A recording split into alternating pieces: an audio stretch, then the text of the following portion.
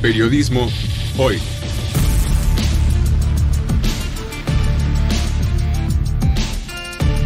Avatares, riesgos y transformaciones del oficio de informar.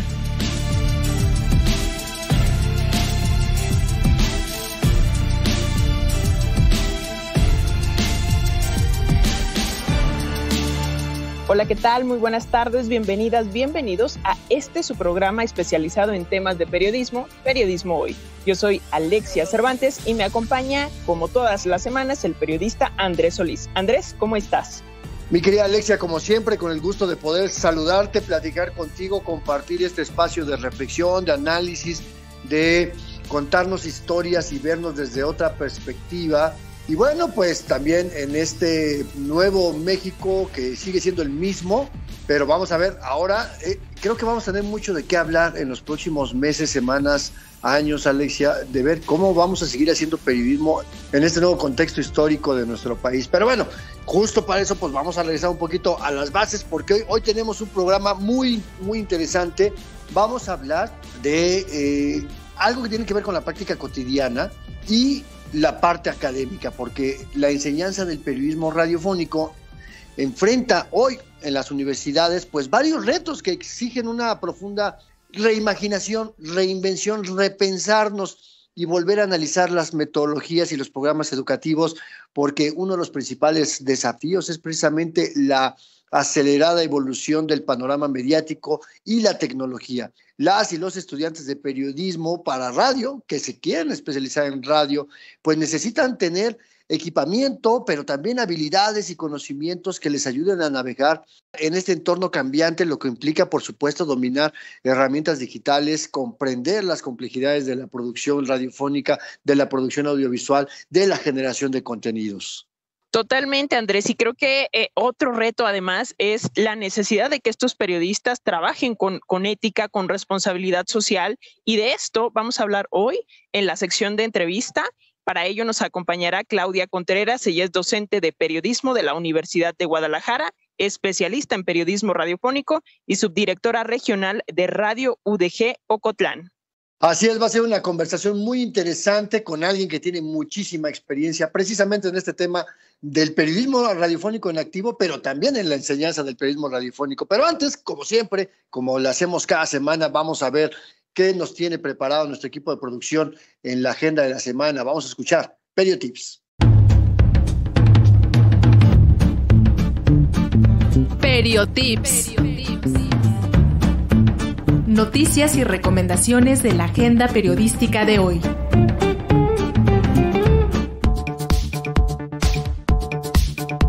Iniciamos con nuestras recomendaciones. Prensa CIMAC te invita a participar en la segunda edición del concurso de periodismo universitario con perspectiva de igualdad de género. El objetivo es incentivar y difundir investigaciones periodísticas de calidad desarrolladas por la comunidad estudiantil de las universidades públicas, privadas y escuelas de periodismo y comunicación en México. Participan estudiantes de periodismo y comunicación de manera individual o en equipos de no más de 4 personas, conformados de modo paritario, 2 mujeres y 2 hombres. Podrás postularte hasta el 30 de agosto. Para más información, visita la página web www.cimac.org.mx.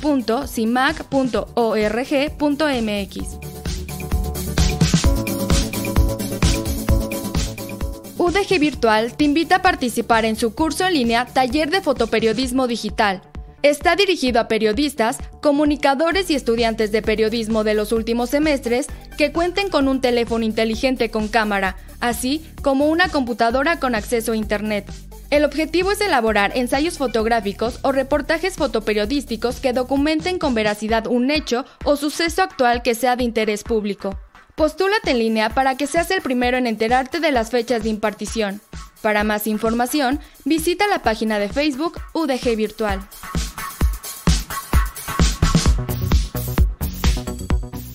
Premio Alemán de Periodismo convoca a participar en su 18ª edición bajo el lema Democracia, más allá de las elecciones.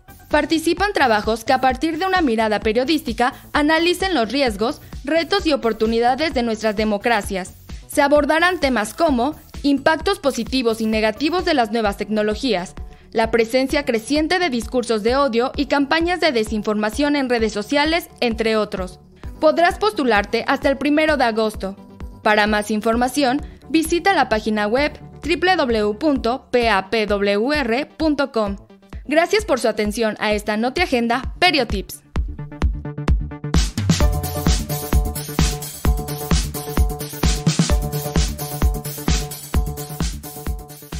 Les recordamos que estamos, como siempre, muy pendientes en las redes sociodigitales. En Facebook nos encuentran como Periodismo Hoy. En X somos @hoyperiodismo para que puedan enviarnos sus comentarios, sugerencias, qué temas quieren que conversemos aquí. ¿A quién les gustaría que pudiésemos, en todo caso, poder entrevistar también, ¿no?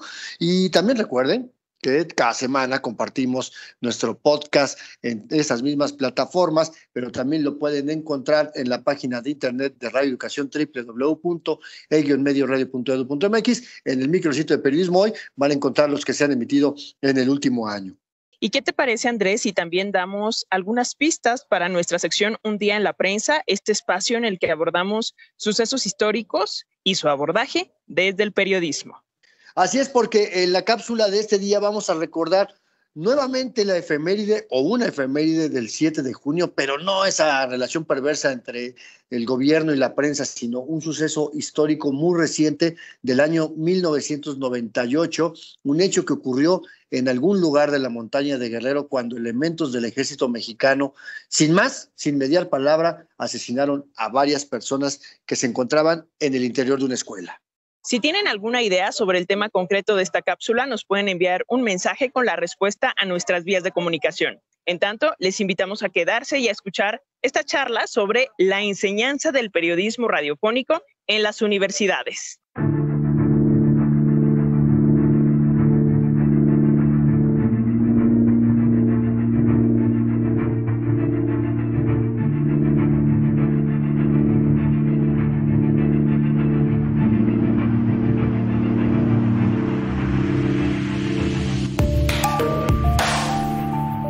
Dentro de las muchas travesías que me ha tocado hacer en el periodismo, me ha tocado estar haciendo periodismo radiofónico como corresponsal, como reportero, como la parte de producción y dirección.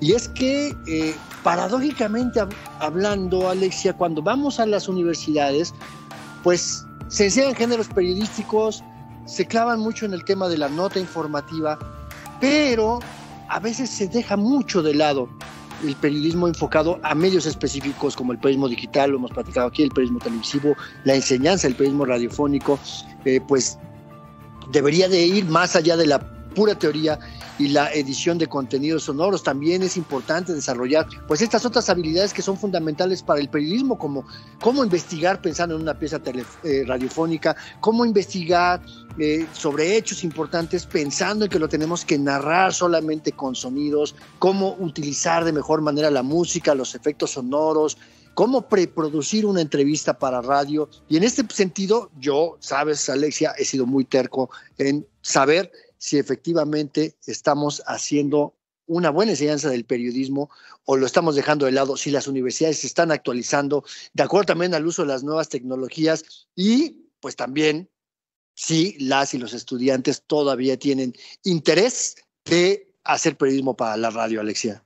Híjole, esa es una muy buena pregunta porque pues no sé tú, Andrés, pero a mí me tocó aprender sobre la marcha porque en efecto te enseñan en la universidad de una manera muy general y cuando llegas a la radio y no conoces el lenguaje radiofónico, ahí es donde cuesta un poquito de trabajo adaptarse y pues sí, nunca nadie nos lo enseñó sino hasta sobre la marcha, pero hoy vamos a hablar de este tema y para ello saludamos esta tarde a Claudia Contreras. Ella es docente de periodismo en la Universidad de Guadalajara, especialista en este tema del periodismo radiofónico y es subdirectora regional de Radio UDG en Ocotlán. Y pues bienvenida, Claudia, gracias por darte este espacio para platicar con las audiencias de la radio pública en este programa que, hay que decir, está dirigido a periodistas y también a estudiantes de periodismo. Gracias. Hola, ¿qué tal, Alexia, Andrés? Un gusto de verdad compartir con ustedes y sumarme a esta conversación tan interesante y tan desafiante que es justamente hablar acerca de la preparación, de la formación de jóvenes periodistas que se interesen o que busquen interesarse en la radio como un espacio de conversación, de diálogo, de información, de opinión, para orientar, para guiar la conversación pública y también para sumar muchas otras voces. Encantadísima de colaborar con ustedes. Gracias. No, al contrario, Claudia, es un placer que estés aquí en este espacio y bueno, que justamente eso, ¿no? Quienes hacemos radio y que amamos la radio, pues nos vamos a seguir aferrando a que la radio es un gran medio de comunicación, pero que para las nuevas generaciones se está yendo un poquito de lado, ¿no? Y déjame recordar una anécdota, Claudia. La primera vez que yo fui al Centro Universitario de la Ciénega en Ocotlán, Jalisco, de la Universidad de Guadalajara, cuando iba yo entrando al campus, lo primero que escuché fue tu voz al aire, porque estabas conduciendo el noticiario matutino ese día, que iba yo a una de las jornadas de periodismo que se hacen con mucha regularidad ahí en la UDG. Y ese estilo me llamó mucho la atención, ¿no? Porque pues de repente nos encontramos con esos noticiarios aburridos, con las voces engoladas, y hacer periodismo radiofónico desde una radio universitaria para una audiencia fundamentalmente estudiantil, pues ya tiene un gran reto. ¿Cómo describirías en este momento al periodismo que estamos haciendo en la radio a nivel general en nuestro país, Claudia?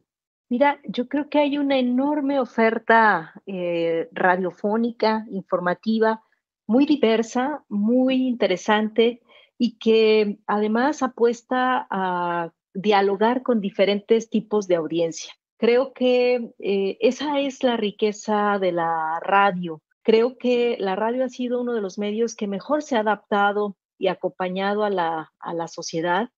Creo que sigue siendo un medio de comunicación confiable y que enfrenta también muchos desafíos. Justamente al tener una audiencia hoy cada vez más, digamos, más metida, más involucrada con la información que la tiene al alcance de un clic, bueno, pues es más difícil apelar, dialogar, conversar.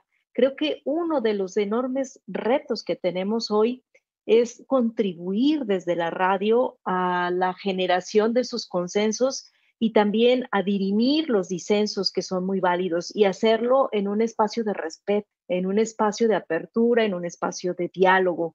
Creo que en estos tiempos hemos dejado de lado eso, que nuevamente retomemos estos espacios para conversar, para plantear los temas que nos importan a todas y a todos, y también para conversar sobre aquellos temas en los que no tenemos un acuerdo, en los que tenemos diferencias, pero sí para escucharnos, para escuchar a los otros y hacerlo con ese respeto y con ese entendimiento.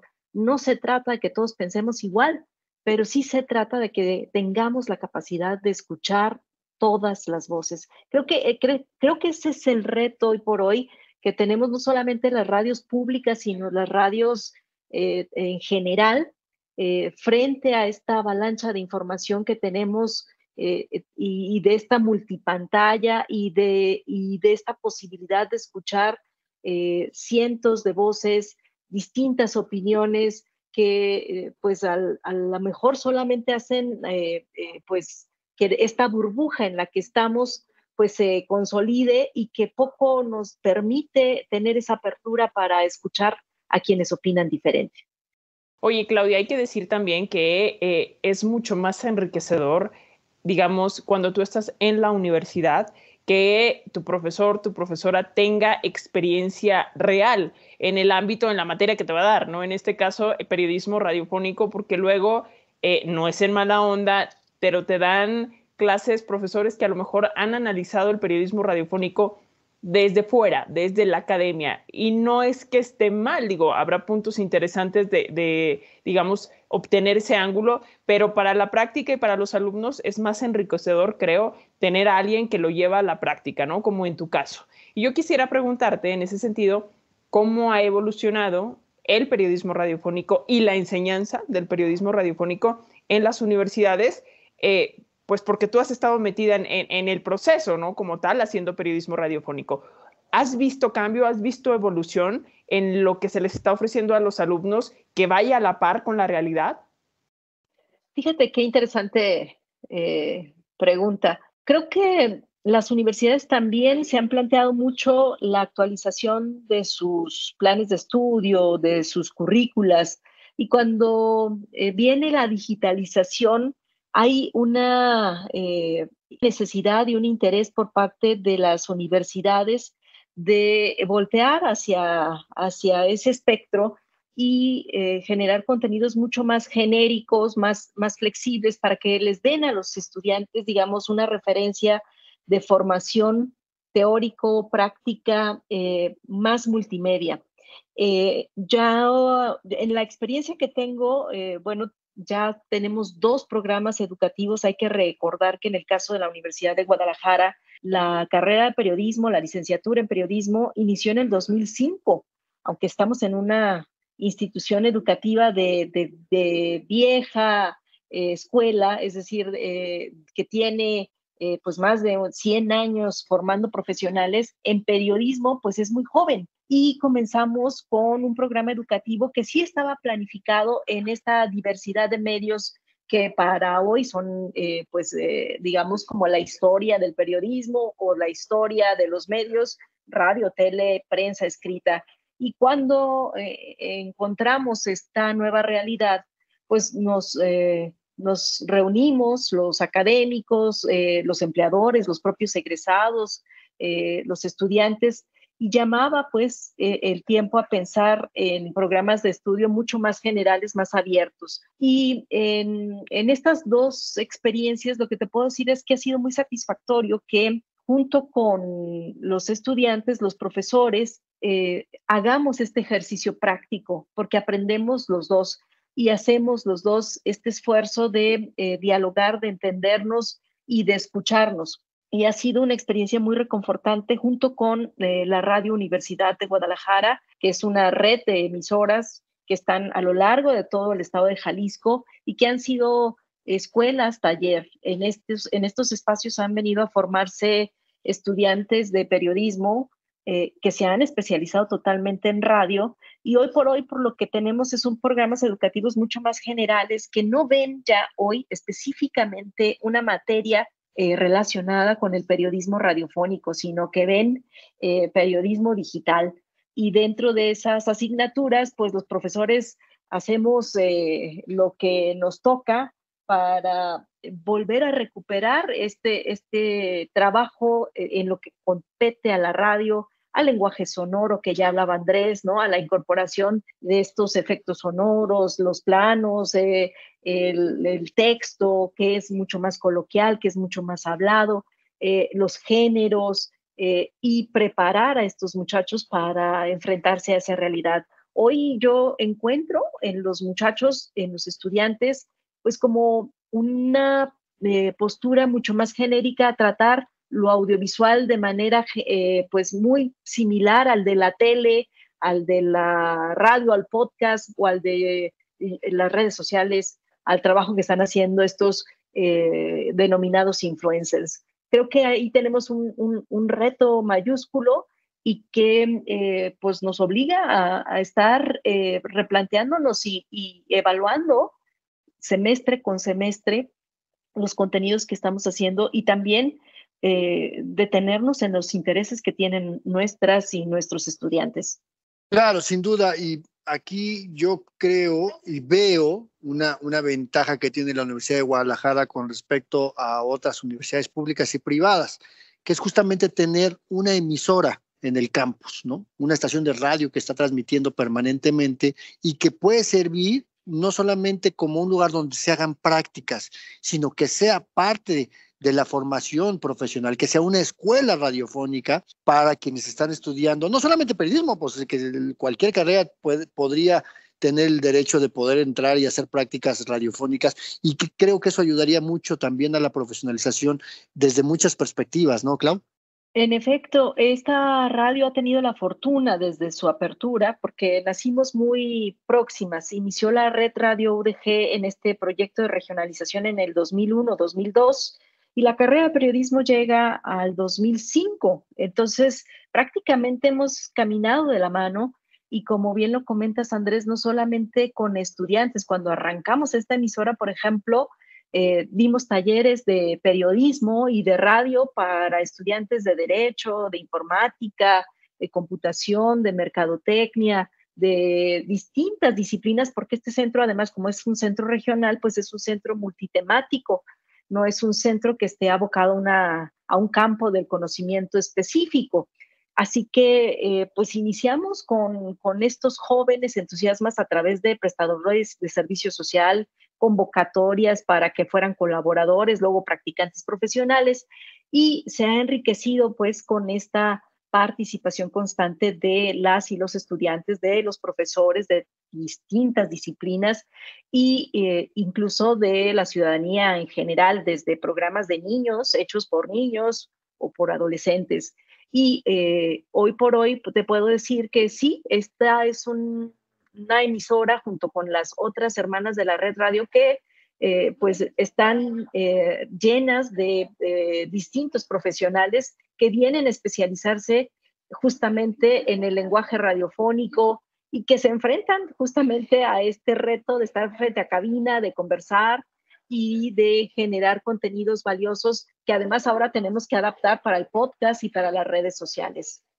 Y esto que comentas es muy importante porque si no, luego tenemos ejemplos de, radios de universidades como la radio de la UNAM o la radio de la UAM, en la que muchas veces los alumnos ni siquiera se enteran que hay una radio o cuál es la estación de radio de su universidad, ¿no? Entonces, a final de cuentas es acercarlos y sobre todo a quienes se quieren dedicar a esto, pues a la radio que tienen ahí a la mano, a la radio de su universidad. Pero yo quisiera preguntarte ahora, Claudia, ¿qué, digamos, metodologías de enseñanza, qué técnicas se utilizan o se pueden utilizar para mantener el interés, la motivación de los estudiantes, considerando que a lo mejor desde un punto de vista de creación, el estudiante de comunicación se va a querer acercar a la radio porque no deja de ser glamuroso estar detrás del micrófono y todo lo que implica, pero según el INEGI, en realidad no es como que los jóvenes estén escuchando radio, ¿no? ¿Cómo generar ese interés?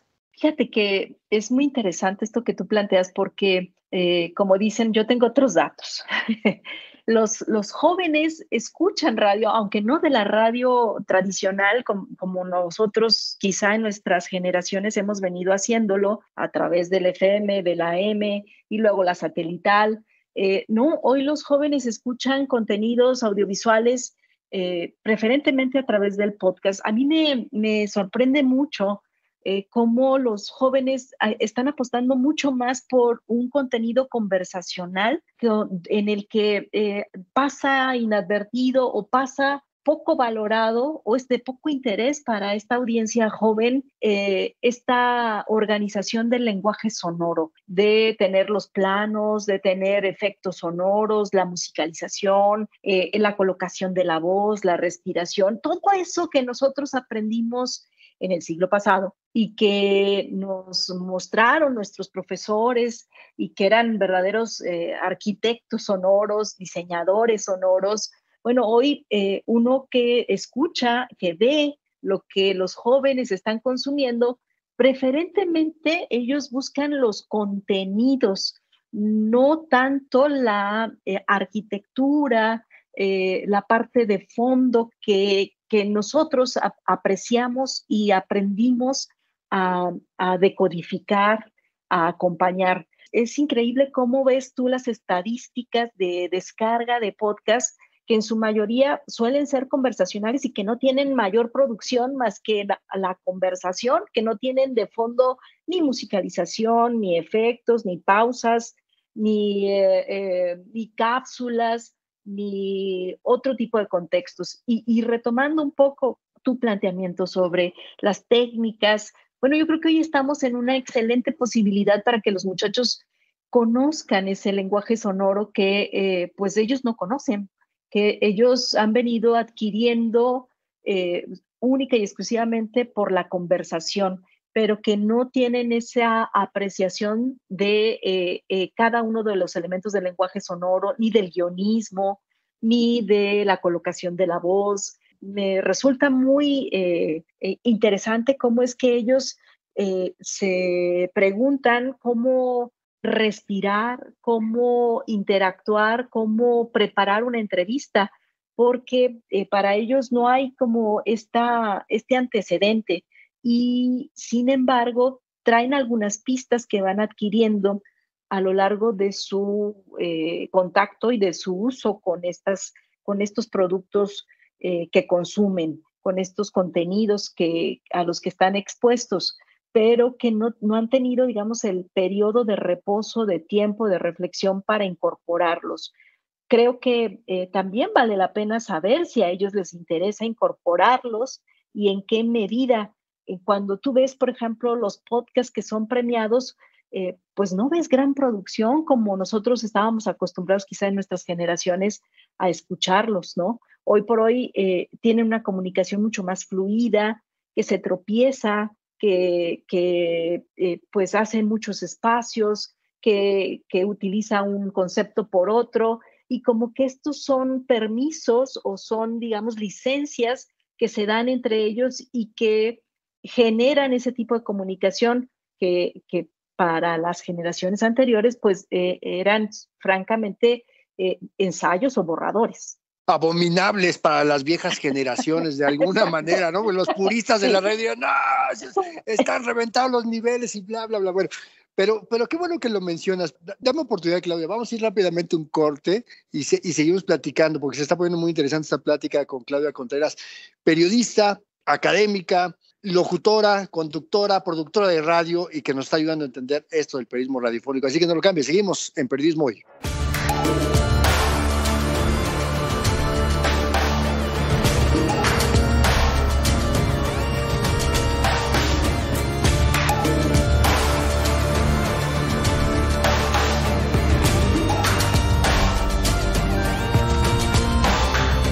Ya saben que a mitad de nuestra conversación hacemos una pequeña pausa para recordarles nuestras vías de contacto. En Facebook nos encuentran como Periodismo Hoy y en X como @hoyperiodismo. Ahí van a poder encontrar, por supuesto, la información sobre los temas que abordamos en este programa y, por supuesto, más pistas de nuestra sección Un Día en la Prensa, que nos hace recordar momentos históricos y el abordaje que se dio en los medios de comunicación. Y el tema de la cápsula de este día es uno de los temas de los muchos momentos oscuros de la historia de México, cuando elementos del ejército, 250 elementos del ejército, atacaron con balas, con armas de fusiles de asalto, con granadas, con bazucas, atacaron a una veintena de indígenas campesinos que se encontraban reunidos en una escuela primaria en la montaña de Guerrero. Varias personas, por supuesto, perdieron la vida. Un hecho lamentable, Andrés. Así que, pues, si tienen alguna idea sobre el tema concreto de esta cápsula, nos pueden enviar un mensaje con la respuesta a nuestras vías de comunicación. Mientras tanto, continuamos con nuestra entrevista.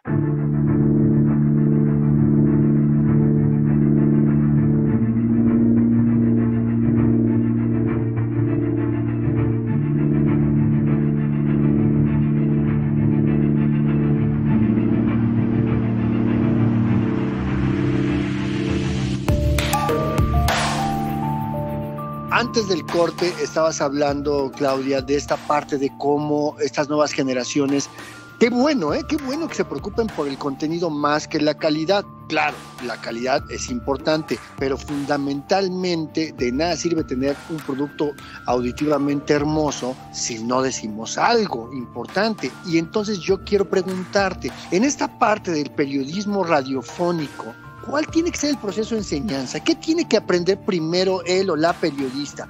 ¿Aprender géneros periodísticos, aprender a redactar bien antes de aprender a producir radio? ¿Cómo lo ves tú?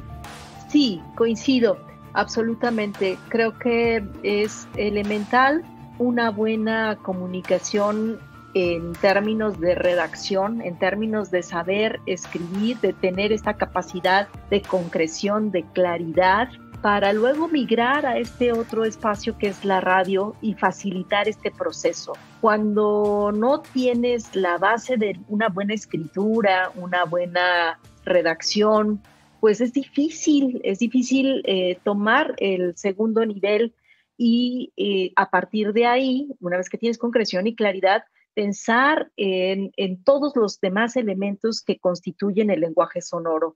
Pero nada de eso sería posible si antes no tienes como base pues los géneros periodísticos y que también consideren que aparte de estos géneros periodísticos, la radio es mucho más flexible, mucho más cercana, mucho más íntima, porque aunque habla a cientos y miles de personas, al final del día está apelando a ese radioescucha, a esa radioescucha en particular, que se siente interpelado en lo individual y que va a participar contigo en este diálogo de forma individual, aunque se sume a la opinión de uno, dos o tres más que están sintonizando el programa. Creo que ese es el gran reto. El reto es volver a lo básico, volver a lo que importa en periodismo y luego sí, adaptarlo al medio, adaptarlo a las características de este medio, a esa comunicación coloquial, a esa comunicación directa, a esa temporalidad y también a esa inmediatez, pero a una inmediatez que sea mucho más responsable. Yo siempre a mis alumnos, a mis estudiantes, siempre les subrayo, en esta profesión no se puede pecar de inocencia. Aquí nos hacemos responsables de lo que decimos y cómo lo decimos.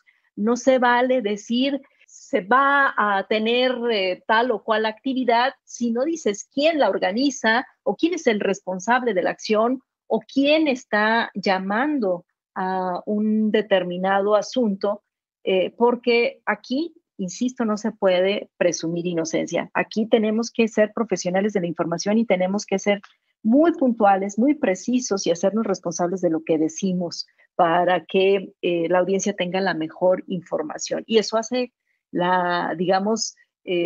eso va a ser el sello característico que va a distinguir un profesional de la información de alguien que pues simple y sencillamente se encuentra con un micrófono, una cámara y un teléfono y comparte información. Totalmente, ¿no? Porque a final de cuentas que estemos transmitiendo contenido hablado, así, a lo mejor un poco coloquial, si quieres, ¿no? En la manera en la que nos comunicamos, no quita que haya una responsabilidad, que tengas que hacer las cosas con ética, con profesionalismo. Pero ahora, Claudia, quisiera preguntarte si tienes algunos ejemplos, digamos, de buen periodismo radiofónico o a lo mejor no necesariamente que se transmite en radio, sino de productos sonoros, periodísticos bien hechos, que puedan retomar los alumnos, que puedan retomar los profesores. A mí ahorita te comparto, mis favoritos son Radio Ambulante y El Hilo, que hacen ambos NPR, National Public Radio de Estados Unidos, pero también están Las Raras Podcast, y sí, la verdad es que son más podcasts que cosa radiofónica, pero ¿qué ejemplos nos darías tú? Mira, yo creo que esto depende mucho de los intereses y también de las formas de buscar y acercarse a información. Creo que hay diversidad de proyectos y productos, como bien lo compartes, algunos más pensados en los podcasts que en los contenidos informativos, periodísticos, radiofónicos, pero a mí me parece que todos son valiosos, que de todos podemos echar mano y aprender, y que lo interesante es que se expongan. Aquí lo que verdaderamente me interesa o que quisiera como rescatar es que los jóvenes se expongan a escuchar la radio en su forma natural, en la forma radiada, en las frecuencias de FM y de AM, y que dentro de esa gama de posibilidades puedan encontrar programas tanto de tipo informativo como de entretenimiento, como de asesoría, y que nuevamente puedan hacer ese primer acercamiento y ese primer contacto para conocer y tener esa experiencia de la radio como tal. Creo que esa es una experiencia que vale mucho la pena fomentar, al menos yo la practico entre mis estudiantes, de escuchar o preguntarles qué estación es la que escuchan. Muchos en su vida han prendido una radio, han estado expuestos porque van en el carro y sus padres o sus abuelos que les dan radio lo ponen, pero si tú les preguntas a ellos si ellos tienen carro, ellos van escuchando una programación, un playlist o una plataforma de Spotify que van ahí preconfigurando en el dispositivo y van escuchando desde la corneta extendida hasta National Public Radio o quizá cualquier otro tipo de contenidos. A mí lo que me interesa mucho es invitar a la gente a que se vuelva a encontrar con este medio de comunicación y que se vuelva a sorprender de la variedad, de la diversidad de contenidos y de los lenguajes que están ahí expresados y que luego, después de esa experiencia, puedan comparar esa experiencia versus lo que ellos consumen a través de las plataformas digitales. Ahora, me parece que como periodistas y como público usuario, pues es importante, yo lo hago siempre, a donde viajo, llego escuchando la radio local, no solamente para ver cómo está el contexto de las noticias y la información, sino también para ver los tratamientos, el ambiente cultural, entre muchas otras cosas, ¿no? Ponernos en contexto. Pero eso me lleva a preguntarte dos cosas en una sola pregunta, Claudia. Primero es, ¿cómo enseñar esta parte del periodismo de profundidad, el periodismo de investigación, cuando el producto tiene que durar 2 o 3 minutos, porque es para el noticiario de la tarde? Sí, claro, podemos hacer investigaciones más largas y hacer una pieza un poco más prolongada, pero primero pensando en cómo enseñar esto para pocos minutos, y no sé, igual en radio y en televisión. Y entonces me lleva a la segunda pregunta, o la segunda parte: ¿qué habilidades debe tener cualquier docente de periodismo que enseñe periodismo radiofónico? Mira, creo que es muy buena tu pregunta y es un desafío. Coincido contigo. Yo crecí igual que tú, escuchando distintas radiodifusoras y viajando y escuchando, haciendo ese zapping de una estación a otra, porque eso te permite ir identificando acentos, además que eso es algo lindísimo y riquísimo en nuestro lenguaje. No es lo mismo escuchar el acento en la Ciudad de México que en Sinaloa, que en Yucatán o que en Veracruz. Creo que eso es primero un bagaje muy valioso. Luego, también creo que respondiendo a tu pregunta sobre cómo acotar el trabajo de investigación, creo que hay que enseñar a los estudiantes a hacer primero, sí animarse a generar un contenido de larga duración, pero hay que enseñarles también a sintetizar y hacer estos ejercicios de manera que puedan ser como entregas, como ejercicios en los que se vaya reportando un capítulo, en el siguiente otro, hasta agotar cualquier tema. Pero no solamente en una nota, sino en una crónica, en una entrevista de profundidad, porque a veces pensamos que solamente a través de una nota vamos a concluir o a tratar de abordar todo un tema complejo. Creo que vale la pena que los muchachos desarrollen esas habilidades de investigación de largo aliento y que luego sean capaces de fraccionarlas y de contarlas en breves minutos y que además pues puedan incorporarlas, enriquecerlas con no solo el testimonio o los testimonios de sus entrevistados y esos bytes o esos insertos de voz que son específicos y que van a abonar al entendimiento, sino que además utilicen los recursos de la música, de los efectos sonoros, del silencio para acompañar esa comunicación y que sea mucho más digerible, mucho más amable para el radio oyente. ¿Y qué hacemos los profesores? Yo creo que sentarnos, es decir, sentarnos con ellos y orientarlos en el trabajo de redacción y mostrarles este trabajo, cómo sí se puede contar historias de largo aliento fraccionadas. Hace muy poco, por ejemplo, llegaron a la oficina unos estudiantes de periodismo que me decían, venimos de la clase de periodismo de investigación con el profesor Perenganito de tal y trabajamos estos proyectos. Uno tiene que ver, por ejemplo, con el acoso callejero en un municipio vecino que es Jamay, y otro tenía que ver con cómo desde las escuelas se limita el ejercicio, la práctica deportiva a las niñas en las primarias, ya sea por la infraestructura o porque los niños son los primeros en salir a la cancha, al espacio deportivo, o porque la ropa, porque las niñas van con falda, no pueden hacer el ejercicio o la práctica deportiva en el recreo. Los dos temas me parecieron maravillosos y ellos me dijeron, ¿lo podemos publicar? Sí. ¿Dónde están sus guiones? Quiero ver los trabajos. Es que son muy extensos, por eso. Entonces necesitamos sentarnos a revisar el texto, a fraccionarlo y a atender, digamos, un puente para conectar la historia del primer día con la del segundo, la del tercero. No me importa si es muy extenso. Si puede ser 5, 6 o 7 entregas, maravilloso, de 2 o 3 minutos o 4, y que al final podamos hacer una síntesis y colgarla en el sitio web para que quien la quiera escuchar y dure 5 o 7 minutos, pues entienda el sentido de tu investigación.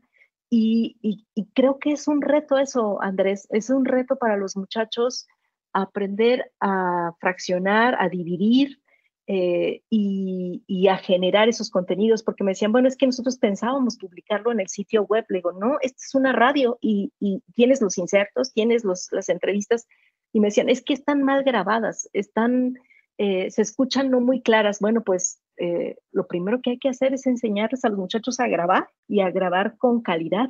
Un audio mal grabado, no, por más plugins, por más tratamientos que le hagas en la parte digital, no va a funcionar, así sea la mejor declaración. Y entonces creo que hay que volver otra vez desde el inicio, cómo preparar la grabadora o el dispositivo en el que vas a grabar, en qué calidad de información, en qué formato, y enseñarles pues a pulir esos audios y a redactar en consecuencia. Creo que hay mucha tarea que hacer. No, totalmente. Yo no doy clases formalmente en una universidad, pero sí doy talleres de producción sonora, de creación de podcast. Y hay una frase que me encanta decirles a las personas, a mis alumnos, alumnas, es: nadie aprende a andar en bicicleta leyendo un libro sobre cómo andar en bicicleta, ¿no? Entonces, sobre la práctica también te vas dando cuenta de cuáles son, digamos, los errores, o no digamos errores, sino las cosas que podemos mejorar. Pero hay una constante, y no sé si a ti te pase, Claudia, y es que la gente, los alumnos suelen decir, es que yo no soy creativo, ¿no? Como si la creatividad fuera una cosa con la que naces, y si no naciste con ella, pues sale bye, ¿no? ¿Cómo se puede fomentar la creatividad, la innovación en estos alumnos, en estas futuras generaciones de periodistas, de creadores de contenido sonoro? Fíjate que coincido contigo en esto de la creatividad. Creo que una forma interesante, yo lo he hecho en el aula, es con los propios estudiantes hacer el ensayo de cómo que estás en una estación de radio y que vas a salir en 15, en 10 minutos a una síntesis informativa.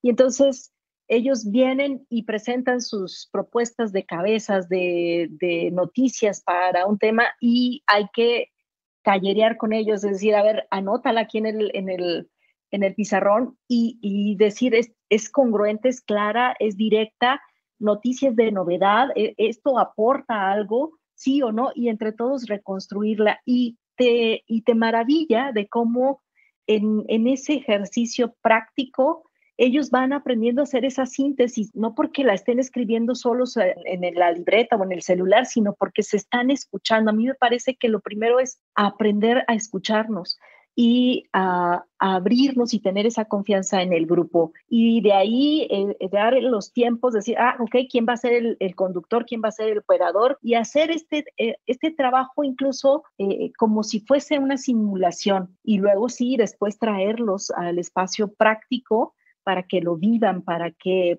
sientan ese calambre, para que sientan esa ansiedad, ese nervio que es elemental para arriesgarse y ponerlo en operación y ponerlo en práctica, porque si no tiene ese sentido práctico, no hace sentido, no tiene, digamos, ese conocimiento, una consecuencia natural, desde mandarlos a hacer un sondeo y pedirles que graben, que editen, que borren, que no reiteren lo que ya dijo el entrevistado, que pulan ese audio. Hay, por ejemplo, quienes dicen, bueno, es que él trae esta muletilla y la repite. Sí, pero si la repite y la repite, me distrae y entonces no entiendo lo que me dice. No hay una secuencia lógica de lo que dice. Entonces, es ir acompañando a esos estudiantes y esos jóvenes y hacerlo, decíamos, todos los días como un reto, como un desafío, y que es un desafío que se comparte, que se pone a prueba todos los días. Eso naturalmente despierta la creatividad de las estudiantes, de los estudiantes y también de los profesores, porque lo que a uno se le ocurre, luego otro encuentra otra mejor manera de presentarlo, de incorporarlo, y creo que es en beneficio del grupo. Al final siempre pienso que la radio se hace en equipo y que ese es el espíritu de la radio y del periodismo radiofónico, hacerlo en equipo, y que lo haces en equipo para que logre también esa penetración o ese efecto que estás buscando, que sea un contenido que sirva a muchos, a cientos de personas, pero que al final se quede esa persona con esta sensación de que te lo están diciendo a ti, te están hablando a ti. Pues hay muchas áreas para reinventar la radio y el periodismo que hacemos en la radio y creo que ahora es mucho más sencillo con tanta evolución tecnológica, con tantos gadgets, con tantos softwares, con tantos filtros. Antes teníamos que hacerlo en el siglo pasado con cinta de carrete y era mucho más complicado ecualizar, poner efectos sonoros y demás. En fin, Claudia, tú sabes muy bien que la radio es ingrata y lo que menos nos da es tiempo suficiente para poder platicar, pero ojalá y podamos seguir conversando contigo en otro momento para que nos sigas ilustrando sobre este tema maravilloso de la radio y fundamentalmente el periodismo que se hace en la radio, que es algo que tú tienes muchísima experiencia. Así que pues muchas gracias. Al contrario, Andrés, Alexia, un gusto de verdad sumarme a la conversación con ustedes y a la orden también. Muchísimas gracias, Claudia. Te enviamos un fuerte abrazo y seguimos en comunicación.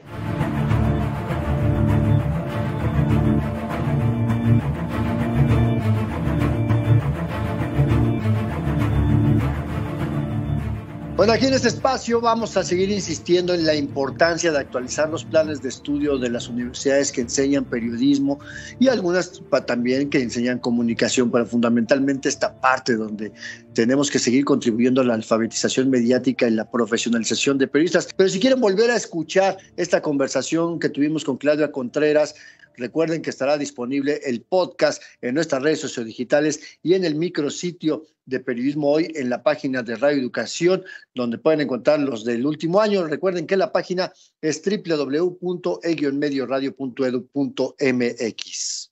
¿Y qué te parece, Andrés, si vamos ahora con nuestra sección Un Día en la Prensa, este espacio en el que recordamos distintos sucesos históricos y su abordaje en los medios de comunicación? La cápsula de hoy gira en torno a un ataque perpetrado por el ejército mexicano el 7 de junio de 1988. Escuchen bien, ¿de qué se trata?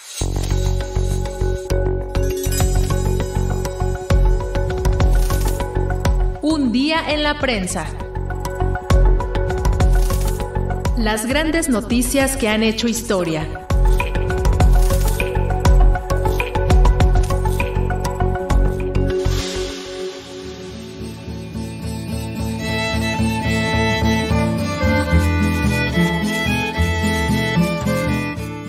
El ruido de las balas rompió la tranquilidad de aquella noche. Sin saber que esto sucedería, un grupo de campesinos había decidido pasar la noche en la escuela primaria de la comunidad. La balacera los despertó. Varios murieron. Otros fueron asesinados cuando ya estaban sometidos por más de 200 integrantes del ejército mexicano.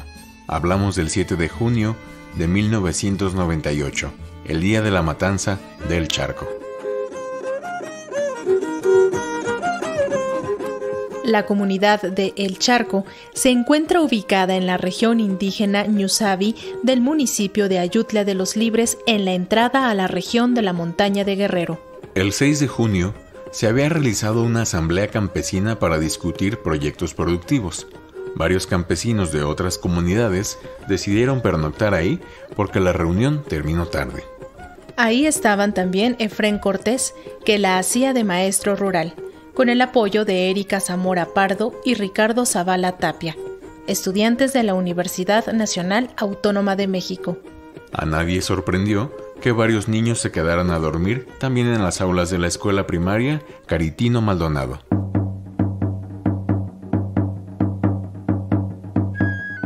La comunidad de El Charco tenía apenas una veintena de casas dispersas.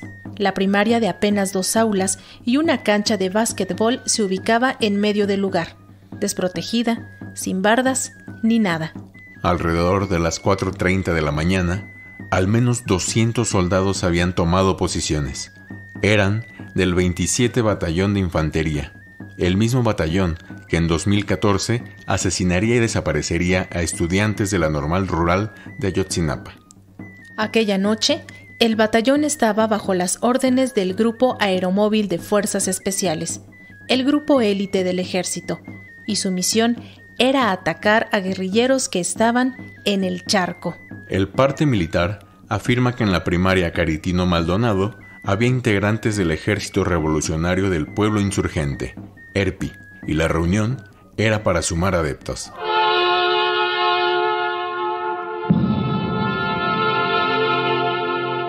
Al grito de «¡Salgan, perros! ¡Entreguen las armas!», los soldados esperaron a que 4 hombres desarmados y con las manos en alto salieran para comenzar a disparar. Usaron fusiles de asalto, ametralladoras y lanzagranadas contra quienes no tenían armas. La balacera se prolongó por 6 horas, a pesar de los gritos de quienes estaban en las 2 aulas. A varios sobrevivientes los hincaron en la cancha, solo para dispararles sin mediar palabra. Fueron asesinados. En el lugar murió el estudiante universitario Ricardo Zavala. A los que no mataron, los llevaron presos con cargos de sedición, terrorismo y de portar armas de uso exclusivo del ejército y los llevaron a un cuartel militar, no a una prisión civil donde fueron víctimas de tortura. En las horas y días siguientes, el ejército impidió el acceso a la prensa, que al inicio solo publicó la versión oficial de que había sido un enfrentamiento entre soldados y guerrilleros. Tuvieron que pasar meses y años para que la prensa pudiera documentar lo que sucedió en El Charco. Medios como Reforma, La Jornada, Proceso y Todos.com, primer diario digital en México, con investigaciones a cargo de periodistas, por mencionar algunos, Octavio Rivera y Andrés Solís, comprobaron que lo que sucedió aquel 7 de junio de 1998 en la comunidad de El Charco fue un ataque directo con amplia ventaja para los militares y que se trató de una matanza y no de un enfrentamiento. Gracias a este trabajo periodístico y al activismo de sobrevivientes y organizaciones de derechos humanos, se pudo conocer la verdad de los hechos, aunque ningún mando militar ni civil recibió castigo.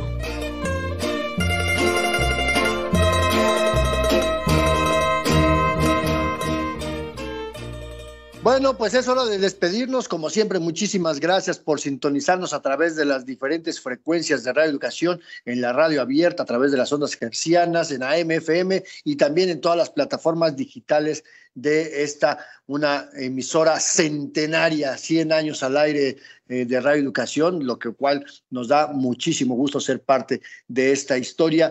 Y bueno, pues recuerden que seguimos la conversación en nuestras redes sociodigitales, Facebook, Periodismo Hoy en Twitter o X, @hoyperiodismo, y como siempre, periodista, amiga, colega Alexia Cervantes, un placer compartir contigo estos micrófonos.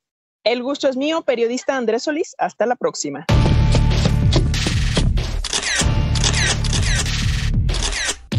Periodismo Hoy. Periodismo es publicar lo que alguien no quiere que se sepa. Todo lo demás son relaciones públicas.